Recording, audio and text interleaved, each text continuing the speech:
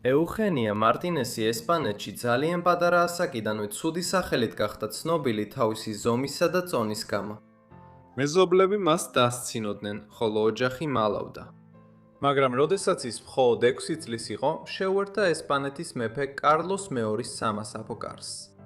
აქ მას შეარქვეს ლა მონსტრუა, ანუ ურჩხული, და სამწუხაროდ თითქმის მთელი ცხოვრება ძალადობას იტანდა. ევგენია მარტინეს ბალიეხო დაიბადა 1674 წელს ესპანეთის ჩრდილოეთში მდებარე შორეულ დასახლებაში, მერინდად დე მონტეხაში. მისი მამა იყო ხოსე მარტინეს ბალიეხო, ხოლო დედა ანტონია დე ლა ბოტეგა. მისი მშობლების ზუსტი პროფესია უცნობია, თუმცა ცნობილია, რომ ისინი მოგრძალებული წარმომავლობის იყვნენ.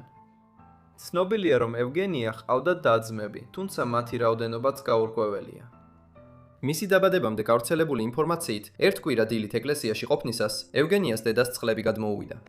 ამ მიზეზით ანტონიას მის დედას სახლში მისვლის დრო აღარ ჰქონდა და საბოლოოდ ეკლესიაში იმშობიარა. რა თქმა უნდა, ეს ძალიან იშვიათი შემთხვევა იყო და ამიტომ იქ პოპები ფიქრობდნენ, რომ ასეთი გარემოებები ბავშვისთვის კარგი ნიშანი იყო. ესპანელი მწერალი მარია ხესუს ჰაბატო ვარაუდობს, რომ სწორედ ეს შეიძლება იყოს მისი სახელის ევგენია მიზეზი. ეს სახელი ესპანურად ნიშნავს ლა ბიენასიდას, ანუ კეთილშობილად დაბადებულს. ბავშვობაში ევგენიას აღწერდნენ როგორც ჯამრთელს, ძლიერს და ძალიან კარგი მადას მქონეს. ეს ყველაფერი მიუთითებდა იმაზე, რომ ის გაიზრდებოდა ჯამრთელს ვდასრულად, რაც იმ დროს ყოველთვის გარანტირებული არ იყო.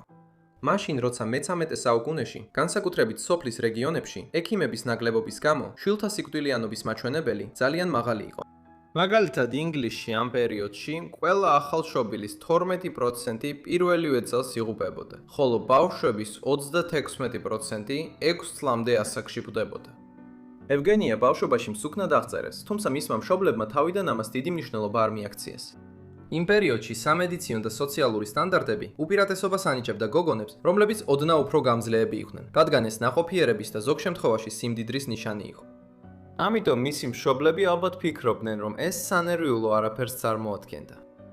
თუმცა ასაკის მატებასთან ერთად სიტუაცია უფრო შემაშფოთებელი გახდა. პატარა ევგენია სხვა შვილებთან შედარებით ძალიან სწრაფად დაიწყო ზრდა. ამბობდნენ, რომ ევგენია თავის პირველ დაბადების დღემდე უკვე 12 წლის ბავშვით გამოიყურებოდა. მიუხედავად იმისა, რომ ეს ალბათ გადაჭარბებული იყო, როდესაც ევგენია მხოლოდ 1 წლის იყო, ის უკვე დაახლოებით 20 კილოგრამს იწონიდა და დროის გასვლასთან ერთად ის შემაშფოთებელი სისწრაფით აგრძელებდა ზრდას. ამასობაში მისი და-ძმები ჩვეულებრივად იზრდებოდნენ როგორც სხვა ბავშვები და ამის გამო მისმა მშობლებმა ექიმს მიმართეს, რათა დახმარებოდნენ ქალიშვილის წონის პრობლემების მოგვარებაში. შედეგად, ევგენიამ კაცრ დიეტაზე დასვეს. თუმცა ესეც კი საკმარისი არ აღმოჩნდა სიტუაციის გამოსასწორებლად. დროის გასვლასთან ერთად ევგენია უფრო და უფრო დიდებოდა და ამის გამო მეზობლები ხშირად დასცინოდნენ. ამ მოპყრობის გამო მისი მშობლები ცდილობდნენ ევგენია დაემალათ ადგილობრივი მცხოვრებლებისთვის და სახლში აჩერებდნენ, რათა გარეთ მუდმივად განცდილი შევიწროება არ ეტანჯა. ამის მიუხედავად გიგანტი გოგონას ამბავი სწრაფად გავრცელდა ახლომდებარე ქალაქებსა და სოფლებში, რის გამოც უცხო ადამიანები ხშირად მიდიოდნენ მათ სახლთან, რომ ევგენია დაენახათ და მისი გარეგნობის გამო დასცინათ. ამბობენ, რომ 6 წლის ასაკში ევგენია დაახლოებით 65 კილოგრამს იწონიდა და მუდმივი ბულინგის გამო დროის უმეტეს ნაწილს თავის ოთახში ატარებდა, სადაც ვერავინ ხედავდა. თუმცა ეს მალე შეიცვალა, რადგან მალე ევგენია ჩარლზ ორის სამეფო კარზე მადრიდში მიიწვიეს. ერთ დღეს, როცა ევგენია მხოლოდ 6 წლის იყო, სამეფო ოჯახის მაცნე კარზე დააკაკუნდა უნა და იკითხა, შეიძლებოდა თუ არა ევგენია ესპანეთის მეფე ჩარლზ ორთის, რომელსაც ასევე მოჯადოებულს უწოდებდნენ, წარედგინათ. მისი ამბავი იმდენად შორს გავრცელდა ესპანეთის სოფლებში, რომ ჩარლზ ორიმაც კი გაიგო, რომელიც ძალიან დაინტერესდა ამ იდუმალი დიდი ზომის გოგონათი. რა თქმა უნდა, მისი მშობლები თავიდან შეშფოთებულები იყვნენ ამით, მაგრამ მათ უარასთმის უფლება არ ჰქონდათ. არ არის ნათელი, იცოდნენ თუ არა მათ დედაქალაქში ვიზიტის ზუსტი მიზეზები. შესაძლოა მათ სჯეროდათ, რომ თავიანთი ქალიშვილისთვის განკურნებას იპოვიდნენ, მაგრამ სამწუხაროდ ასე არ მოხდა. 1680 წელს, როდესაც ევგენია მხოლოდ 6 წლის იყო, ის მშობლებთან ერთად სამეფო კარზე წაიყვანეს. აქ მისვლის შემდეგ სამეფომ კერავმა დიდხანს არ დააკოვნა და ევგენიას კაბა შეუკერა, როგორც მეფის წინაშე წარდგენისას იყო საჭირო. ამბობდნენ, რომ კარლო II მისი გარეგნობით მოიხიბლა და სწრაფადვე შესთავაზა მის მშობლებს, რომ ევგენიაზე ეზრუნათ და სამეფო კარის ნაწილი გამხდარიყო, რაზეც მათ დაუყოვნებლივ დათანხმდნენ. ამ პერიოდის ქრონიკორმა ხუან კაბესასმა გამოაქვეყნა ბროშურა მისი სამეფო კარზე გამოჩენის შესახებ, სადაც წერდა: Los provicios de la naturaleza gallegado esta corte en un año gigante llamada Eugenia Martínez. ეს ნიშნავს, რომ ბუნების საოცრებები ამ კარზე მოვიდა გიგანტი გოგონას, ევგენია მარტინესის სახით. შემდეგ ის ამატებს, რომ მისი უდიდებულესობა, კარლოს II, გააცნობიერა, რომ ეს იყო ბუნების სასწაული, გადაწყვიტა ენახა იგი და სთხოვა, რომ მას მადრიდის სამეფო სასახლეში მieყვანათ, სადაც დღეს მას აღფრთოვანებით უყურებენ სამეფო ოჯახი და ამ სამეფოების მთელი არისტოკრატია. თუმცა ერთი შეხედვით ჩანს, რომ მეფე ევგენია სასახლეში კეთილინებისა და გულუხობის გამო იწვევდა. ამის კიდევ ერთი მიზეზი არსებობდა. შუა საუკუნეებიდან მოყოლებული ევროპულ სამეფო კარზე პოპულარული ტრადიცია იყო, რომ გართობისთვის სხვადასხვა სახის უცნაური ადამიანები ყოლოდათ გარშემო. ესპანეთი გამონაბლესი არ იყო და აქ მათ gente de placers უწოდებდნენ, რაც ინგლისურად შეიძლება ითარგმნოს როგორც სიამოვნების ხალხი. ამბობენ, რომ კარლოს II ევგენიას მიმართ ძალიან გულუხვი იყო და ის მალევე შეიყვანეს ამ ჯგუფში. ამგვარი გართობის მომტანი ადამიანები სხვადასხვა პერსონაჟებისგან შედგებოდნენ. მათ შორის იყვნენ მასხარები, ჯუჯები, დეფორმირებული ადამიანები და ზოგჯერ გიჟებიც კი. მეფეს და სხვა კარის წევრებს უყვარდათ ამ ადამიანების გვერდით ყოფნა, რათა გართობილიყვნენ. მეფეს განსაკუთრებით სიამოვნებდა მათი საზოგადოება, თუმცა ამის მიზანი მათი დაცინვა იყო. ჩარლზ ოდრე არ აყოვნებდა ევგენია წარადგინა სასახლეში გამართულ წვეულებებზე. აქ მასთან ბევრი ქალი მიდიოდა, რომლებიც სურდათ მის გვერდით დახატულიყვნენ ან დაეხატათ, რათა საკუთარი გამხდარი ფიგურების სილამაზე გაესვათ ხაზგასმით. სამწუხაროდ ევგენია და მასთან ერთად სხვა მსგავსები სამეფო კარზე თავიანთი ხანძლივი მუშაობის მიუხედავად ანაზღაურებას არ იღებდნენ. ასევე ისინი ფაქტობრივად თავიანთი ბატონების ნებაზე ცხოვრობდნენ, რომელთაც შეეძლოთ ნებისმიერ დროს გაეყარათ ისინი უსახსროდ, როცა მოესურვებოდათ. რა თქმა უნდა, ზოგიერთმა ამას მძიმე უბედურება დაყიქვა, რადგან ისინი უბრალოდ იმისთვის ცხოვრობდნენ, რომ არისტოკრატიისთვის ადამიანურ ექსპონატად დასაცინი ყოფილიყვნენ. თუმცა ზოგიერთისთვის ეს შეიძლება იფლიანი შემთხვევა ყოფილიყო. არისტოკრატიამ ბევრი ფული დახარჯა La gente de Placers-ზე. ისინი ზრუნავდნენ იმაზე, რომ კარგად ეჭამათ, ზამთრის ცივ-ღამეებში თბილად ყოფილიყვნენ და ჰქონოდათ მრავალფეროვანი და საინტერესო გარდერობი, რაც ბევრად მეტია ვიდრე იმ დროის უმეტეს გლეხს შეეძლო ეთქვა.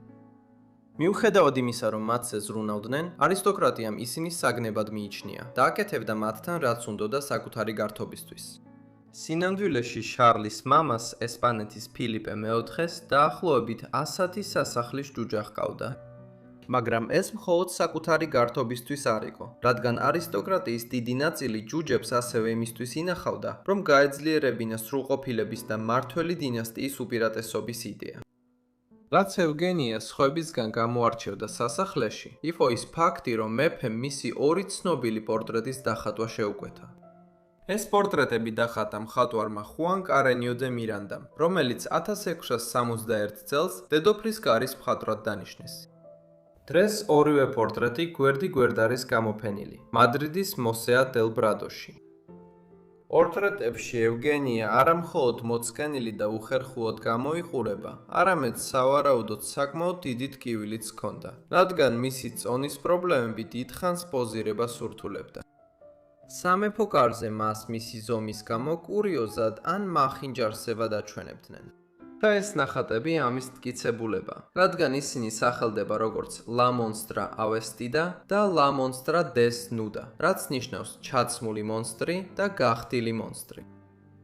რა თქმა უნდა, სამეფო კარზე ისინი მის გარეგნობას საკმაოდ ბოროტად დასცინოდნენ და ეს ჩანს იმაში, თუ როგორ აღწერს მაქვენ გაბესასი. ის ამბობს, რომ ევგენია ფერმკრთალი იყო და არც ისე უსიამოვნო სანახავ, თუმცა მისი სახე ზედმეტად დიდი იყო. თავი, სახე და კისერი. და მისი სხვა ნიშნები ორი კაცის თავის ზომისაა. მისი მუცელი ისეთივე დიდია, როგორც ყველაზე მსუქანი ორსული ქალის, რომელიც მშობიარობას აპირებს. მისი ბარძატები იმდენად სქელია და ხორცით სავსე, რომ ადამიანი იბნევა და გაოცებულია მისი უშნო გარეგნობით. მისი ფეხები ოდნავ პატარაა კაცის ფეხებთან შედარებით და სავსეა ნაკეცებით. მისი ფეხები პროპორციულია მის სხეულთან, ისინი კაცის ფეხებს გავს. თუმცა მას გადაადგილება უჭირს სხეულის გადაჭარბებული ზომის გამო. რა თქმა უნდა, იმ დროს არავინ იცოდა, რა სჭირდა ახალგაზრდა ევგენიას, მაგრამ დღესდღეობით ვარაუდობენ, რომ მას სავარაუდოდ გენეტიკური დაავადება სახელად პრადერ-ვილის სინდრომი ჰქონდა. ეს გამოწვეულია მე-15 ქრომოსომაზე არსებული კონკრეტული გენების ფუნქციის დაკარგვით. ამ სინდრომის მქონე ბავშვებს მუდმივად შეათ, რაც შეიძლება გამოიწვიოს სიმსუქნე და მეორე ტიპის დიაბეტი. ხშირად დაზარალებულ პირებს აქვთ ვიწრო შუბლი, პატარა ხელები და ფეხები, დაბალი სიმაღლე, ღია ფერის კანი და თმა და უმეტესობას არ შეუძლია შვილების ყოლა. ამ სიმპტომებიდან ბევრი ძალიან გავს იმ დროის ევგენიას აღწერილებებს. თუმცა ჯერ კიდევ 100% დარწმუნებულები ვერ ვიქნებით, რომ ეს იყო მისი გარეგნობის მიზეზი. სამწუხაროდ ევგენიას ხშირად დასცინოდნენ სასახლეში გადაადგილებისას, რადგან ის ადვილად ივლებოდა და უჭირდა სხვებთან ერთად ფეხის აწყობა. ასევე მიიჩნევენ, რომ მას ჰორმონალური პრობლემები ჰქონდა და შვილის ყოლა არ შეეძლო ცხოვრების მოგვიანებშიც კი, რადგან არასოდეს ჰქონია მენსტრუაცია. მისი ცუდი ჯანმრთელობისა და დაცინვის მიუხედავად, ზოგადად მიიჩნევენ, რომ ევგენიას სასახლეში ცხოვრება სიამოვნებდა.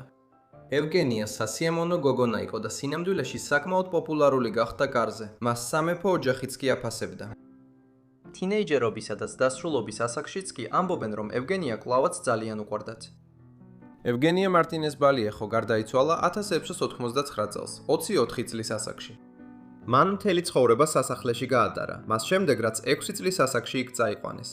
მისი ნეშტის ადგილსამყოფელი და გარდაცვალების ზუსტი მიზეზი უცნობია, თუმცა სავარაუდოდ ეს დაკავშირებული იყო იმ მდგომარეობასთან, რისგანაც ის იტანჯებოდა.